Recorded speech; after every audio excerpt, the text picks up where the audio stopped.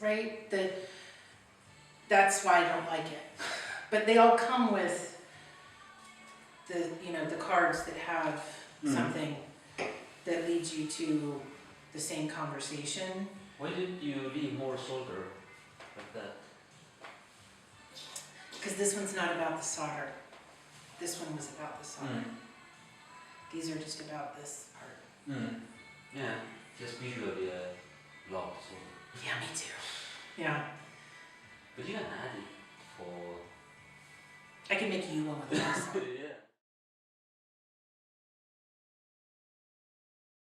So, we can call you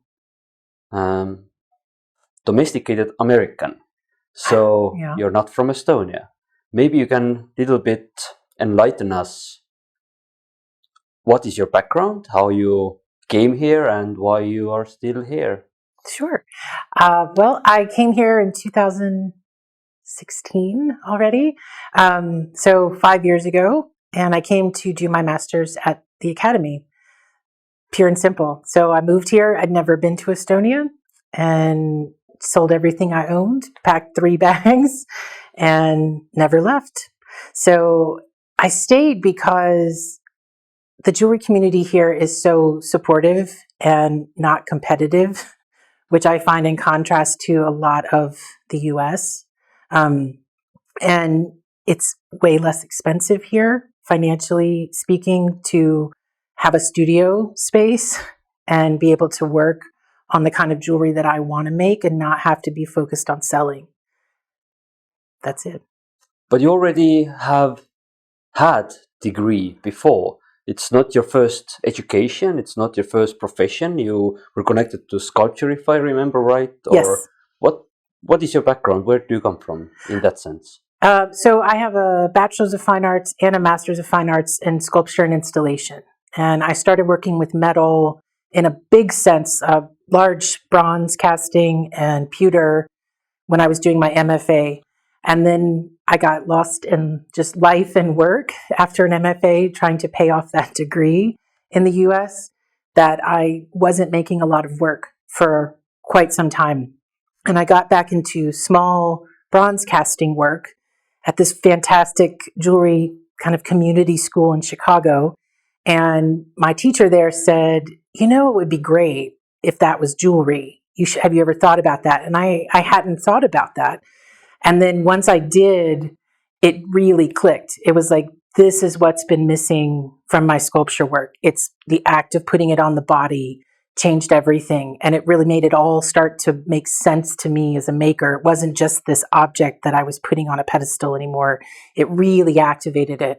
And that's what spurred the direction to do another master's in jewelry. I knew I wanted to come to Europe, and I wanted to be in a place that had work that I was inspired by, particularly by the faculty. And so when I looked at Estonia, I was sold, because it was very poetic, very conceptual, very personal, and that's the kind of work that I like to make. And I knew that that was an environment where I could take this to another level. So I don't think I could be a jeweler, or the kind of jeweler that I am, had I not come to Estonia. But the sculpture background still, it's still part of the conversation very much. My work is large, and it always has that kind of sculptural quality to it. It's that I think that influence will always be there.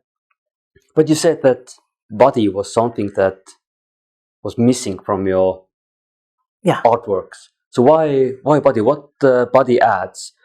Do you need body for jewelry to exist? Because a lot of jewelry exists on plinths. They exist on showcases.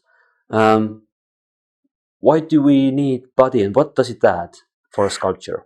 Well, I think when you're talking about in terms of presentation, yes, jewelry exists as an object, right? We rarely show it on people or even on mannequins, right? It's always some kind of installation that should contribute to, the overall concepts of the work, but it's usually on a very flat, two-dimensional plane. For me, I'm always thinking of the other, which I think is how I got into the topic of loneliness when I was doing my studies.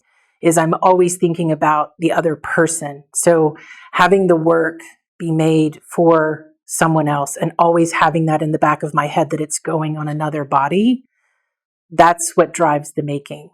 So for me, yes, I'm making jewelry. I'm not making sculpture because I'm always going to put it on. It's meant to go on a body. It's meant to be worn. It can exist as an object and as sculpture, of course, but my intent is for it to be on another person. I would say even 90% of jewelry that we see every day comes through virtual world. It comes from Pinterest, it comes from Instagram, whatever people use. But your pieces are really, how to say, tactile. It needs to be worn, it needs to be touched. So why your jewelry needs a body? What makes it to yearn for body? I'm not quite sure how to answer that. Because they're very heavy, and without feeling the heaviness, you don't get the concept, because the concept itself is really strongly connected with the tactile heaviness of the piece. When it's just out on the plinth, you just may think that it's plastic or whatever. But until you see the caption and then you see that they weigh, 5 or 6 kilos. I mean, something does get lost in translation for me, especially like social media, when you see just a photo and you see just the work, or even like, when you're applying for grants or shows or things and they don't want images with the model.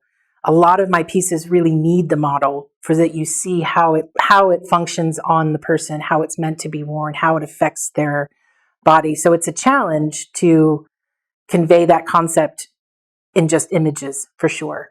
And I haven't quite mastered how to how to adjust that, but I think that's been part of the struggle of not having exhibitions and being able to really show the work in person so people can see the material and get the sense of the heaviness and why it's made, and how it would be worn, that you just doesn't translate in a photograph. I don't know that I can fix that, to be honest with you, because, unless you're showing it on a scale to show weight, or, it's in the caption. I always have very leading titles that try to, put you on the path of what the work is about. But yeah, it needs the body to work. For me, it does. Yeah, you said that it's so far the smallest series of pieces you have made so far. I can see some of the pieces on the tables, I can see them on the shelves, but on the exhibition, on the window, you only have one piece. It feels very lonely there. So what about loneliness? Well, it's a topic I've been researching, I think specifically for jewelry, since my studies. So it's a fascinating topic. It's a fascinating emotion, and it's so multifaceted. There's a lot of ways to look at it and to research it, think about it, feel it. And so when I was doing the window for A-Galerii, I knew that I only wanted to show a single piece, because this gives you the sense of isolation. And for me, it's been kind of self-isolation because of the pandemic, for sure. But also because this is just the topic that I can't let go of yet. It's still what I'm thinking about, is this, being alone. And I wanted it to be also kind of just a teaser for the series. I didn't want to show, it's not a full exhibition, and so I didn't want to give it all away. And I thought one piece was just a little taste of what the new series is coming. Yeah, the piece is black, and the chair where you exhibit it on is black, and the whole display is black. So is darkness or this blackness something which came from Estonia, or it was already in your work before and you choose Estonia because everything here is black? Which came first? I would say Estonia has definitely been a black influence. Yes, my sculpture work before was, it was a different topic, of course, so the work was different, but very colorful and vibrant, and the black came here. But it also suits my concepts. It suits the things that I'm kind of thinking and talking about, that I don't know that would convey as clearly if the piece was in the copper or the brass or the bronze natural material. I think some of it would be lost in that. Yeah, so if you would work with another topic, then you would use neon. Who pink. knows? Yeah. I mean, who doesn't love a good neon? Like it could be. Yeah. Is it hard to work with personal topics, or art, or making art on those personal topics somehow helps to deal with getting things straight in your head? Hmm. Is making way of thinking? Maybe that's my question. Absolutely. Yes. I wouldn't say it solves any problems. No, I think if nothing else, it raises more questions. There's never a solution at the end of the series, or even a resolution. It's just working through whatever it is that I'm thinking and feeling about is in the process of the making of the pieces. And that sounds a bit cliche. I totally get that. So there's larger topics that, of course, I'm thinking about and writing about, but it always comes from kind of my personal perspective of what I'm experiencing and then trying to convey that in the work. I don't know that I could work a different way, because if it's not critical to what I'm feeling and thinking about, I don't know that it would be honest in a way. But when you work with this really personal topic, what this other person should feel or what should take out from it? Or when you're working with your own topics, why it should matter for other people? Well, I can't make it matter, right?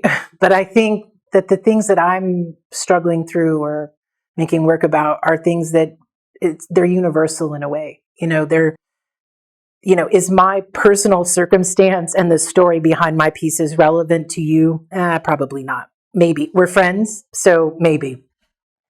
To the other person who's coming in cold, I think sometimes yes, sometimes no. I think the people that do connect to it, it's because they understand loneliness and loss and, unrequited love and all of those things that it's tackling in their own personal way. And so in some ways, their story is their story, and that's the lens they're seeing it through, it's not irrelevant to me, but it isn't in the work.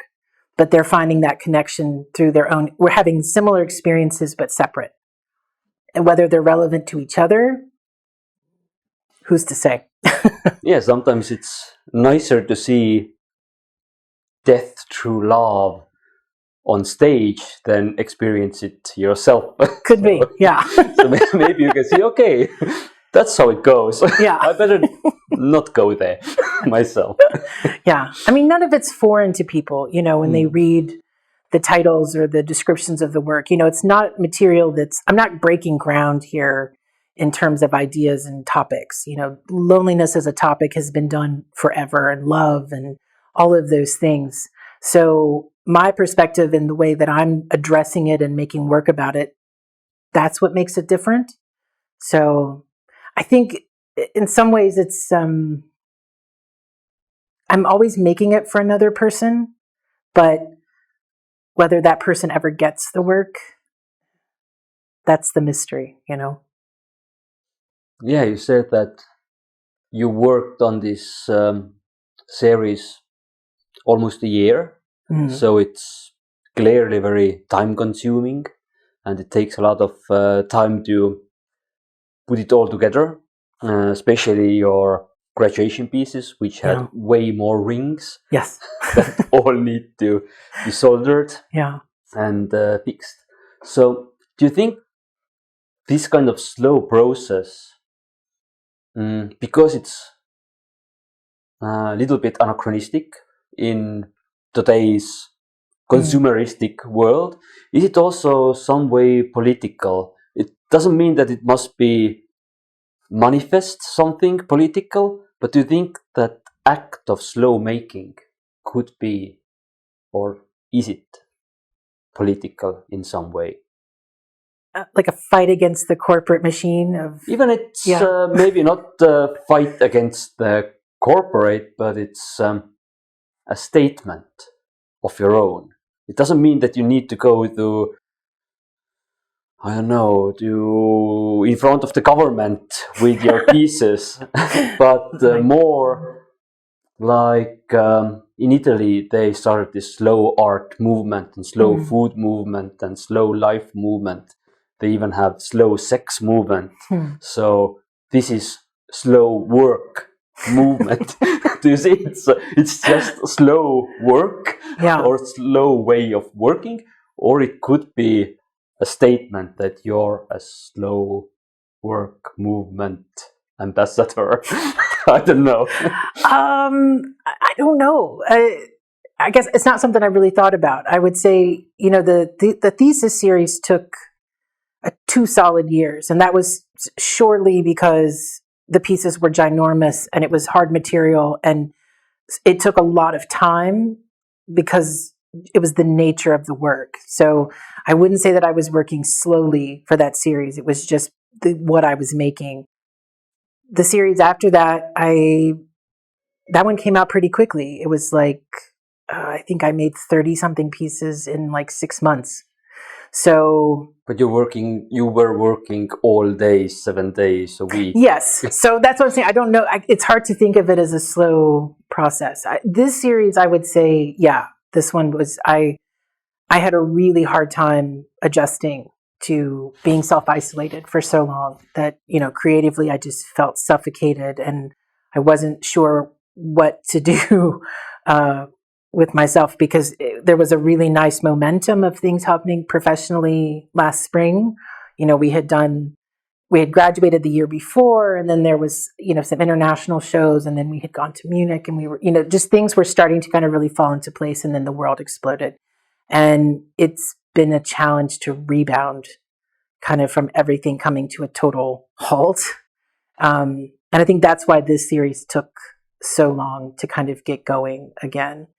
And not really sure what I wanted to make work about. And if I don't know, like if it's not completely intentional, I'm not going to make it. Like I can't work just to work. It just doesn't suit what I'm doing. I think it's also a luxury of living in Estonia because I'm financially supported from my job in the US. So it affords me what I would say is a luxury of being able to work on what I want to work on, when I want to work, at the pace that I want to work.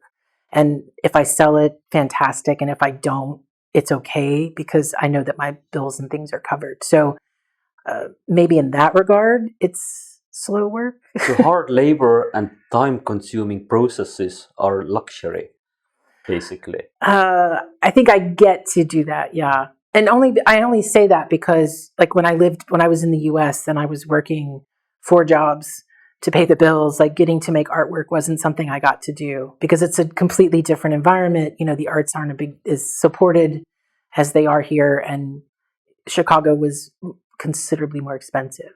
So that was,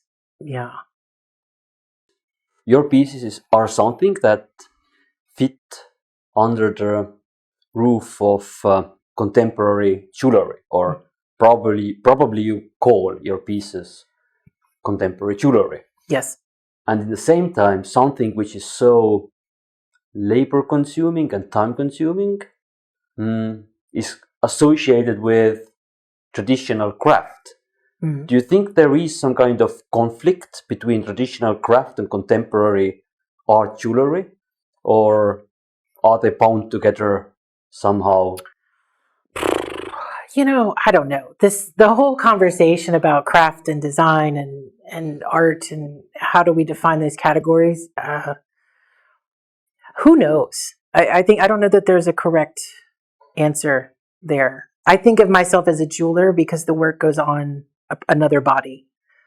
So you're not troubling yourself with this question, am I craft maker, or am I artist, or am I designer? Usually, I am not a designer.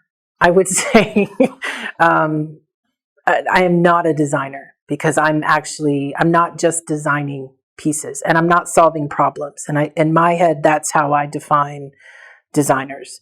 They rarely, maybe not even rarely, but they typically don't make what they're designing. It's just a proposal.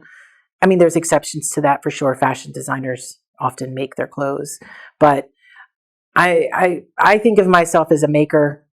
If you want to call me a jeweler, that's fine. If I'm an artist, that's fine. If I'm a sculptor, that's fine. I'm not so caught up in the title, except that I'm not a designer. So you don't stress yourself with this topic or the line between craft and art? No, because I think I've lived in both, and I still kind of straddle both, and there's influences from both. And I mean, in the big picture of things, what does it matter? You know, and I think there's other things I'd rather worry myself about than those. What is unique and what is collective is somehow maybe the big question that I try to answer, but I don't know how to put it in words exactly. It's a big question. How much do you feel yourself unique, and how much do you feel yourself as a part of some bigger movement, a bigger bunch of people? Where do you belong? Maybe that's the question. Where do you belong? You know, I think if you had asked me 2 years ago, it would be a different answer. I think I haven't, because of the pandemic, I've been very self-isolated. And so I have felt completely separate from almost everything, right? Like friends, family, and particularly, you know, the jewelry conversation at large, the art conversation at large. So thinking about where I fit into any of that is a challenge at the moment. Prior to that, I thought I probably would have said that I was bringing something to the table that wasn't, maybe it's not new, you know, because a lot of it's, you know, almost everything's been seen, but that I was bringing a more bold statement. And particularly here, I felt like I was bringing something different to the conversation here. And partly because the work is really personal, but I'm very open, and I don't kind of hide away from what the work is about, and I'm willing to talk about it, which isn't always the case here. A lot of the work is equally as personal, but the conversations about it can be a bit more cloaked. And that I felt like it was a good thing, that I was bringing a more openness to the conversation maybe. But if it's unique, that's not for me to say, I would guess. You like to think so, right? Like you like to think that you're bringing something new to the table, but I get a lot of my motivation and influences for me from literature. And because I'm driven by words and language, and that's usually how my work starts. It's the titles come first, and then I start to picture the piece, and then I make it, and I usually make it in one go. Like I don't do tests. So it's whatever I'm reading. Right now I'm reading this book by Natasha Lunn. She's a British author, and the book is about conversations on love from 8,000 perspectives, and it's fantastic. A book that I'm always going back to is the 100 Years of Solitude. It's a favorite. I mean, it's wrinkled and highlighted and marked up. So definitely his words are constantly in my brain. And I would say music. I listen to a lot of very lyric-driven music. Sometimes it's mopey, sometimes it's not. So, you know, someone like Sinead O'Connor, the way that she writes what she exactly, like you totally have the picture of what she's feeling just from the words. And then, of course, the music is fantastic. Artistically, you know, someone like Rui Chavez, oh man, how can you not like that work? But also the way that he writes about his work, and he gives you this, you know, behind the curtain, these personal stories about what the work is about. Louise Bourgeois, of course, she's been an influence since I started doing sculpture work years ago. You know, and then I think locally, you know, it's like I have friends who are just making, you know, some of them are selling work and some of it are just making it at their house. And that can be just as big of an influence as the big names, for sure. How it happens that you start from nothing and end up with a piece on the window case. So what happens in the whole process? You already mentioned ways how you collect your ideas, and that's one of the main things I usually try to say. But how do you make the decisions? How do you recognize that, okay, this is the idea that I now want to take to my workbench? Because you know that when you start doing it, it probably will take you a month to finish it. Right. So it's not an easy decision that, okay, I will just do something. Okay, I will do this. And then you're stuck with it for a month. Right. So how you make those decisions? Usually it's, well, I would say for the last big series, it's the title of the series, the collection comes first. And then it's the titles of the works. And they usually come from my journal, whatever I've been writing. I try to write a lot. And so I start to pull out key phrases and like, I know when I see it, like, okay, that's a title of a piece. That's the title of the piece. And then I start to think about, okay, how many pieces are there going to be? How many do there need to be? And I look through, it's always an odd number. Not sure why that is. That's just a weird thing. And then I start to decide material that I want to, you know, how big are they going to be? What are they going to be made of? And then I make all the material at once. So if I need, you know, 6,000 rings for 3 pieces, I make all of the rings and I get everything kind of amassed. And then I'm actually working on all of the pieces at the same time. I don't do tests. I know what it's going to look like and I just start to make it. So usually when I'm in process, I'll have how many of our pieces I'm making on the tables and I'm moving between them. So I'm working on this one and then the next day I'm working kind of on the next one and I get them all assembled and then I start to do all the soldering. Because so the pieces don't change in the process? Usually no. Okay. Unless there's something of how it looks on the body. Because on the table, they can look fantastic. But then when you put it on, it can be wrong of how I envision. Because I'm thinking about how it's going to look on. And then I may have to make adjustments. That's why I don't do any of the soldering until I've tried them on a person or mannequin.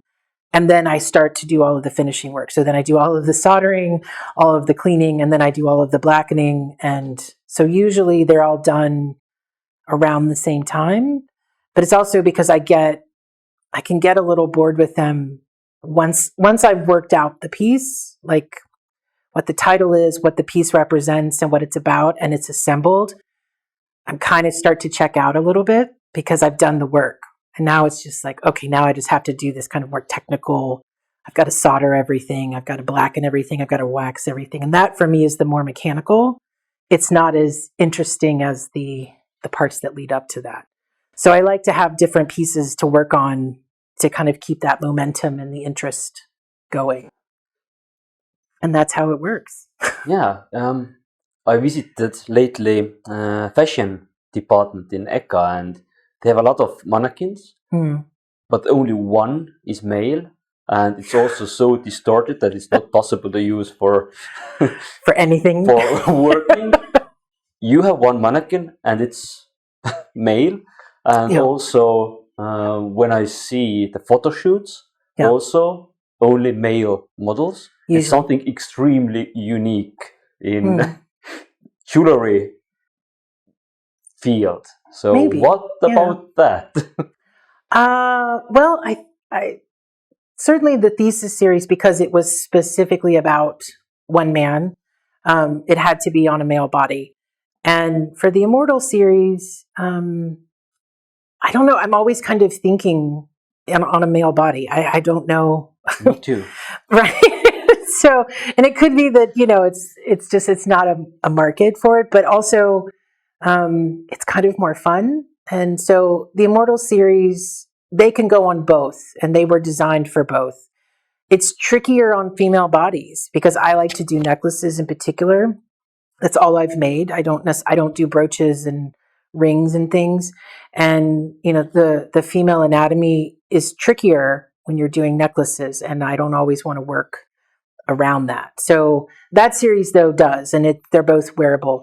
This series, because I was thinking it's not specifically male, but it was inspired by a friendship that ended abruptly, and he was a male friend, and so that was part of the influence of this series. So that was in the back of my head, but they also work on the female figure as well.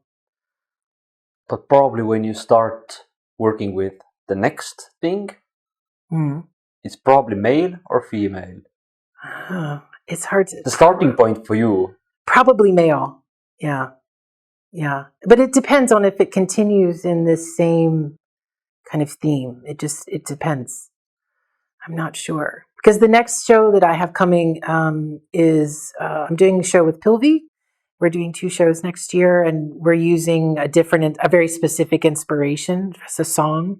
And so I'm sure hints of what I do will be in there, but because we're using the lyrics from this one song as our starting point, it may not even be necklaces. It could be rings or bracelets, or won't be brooches, but it could be anything else. Yeah, we'll see.